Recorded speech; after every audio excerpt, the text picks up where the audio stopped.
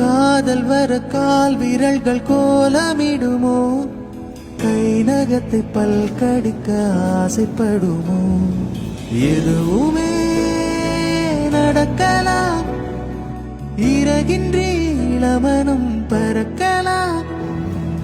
இதுவரை விடுகதை, இனி வரும் கதை ஒரு தொடர்கதை.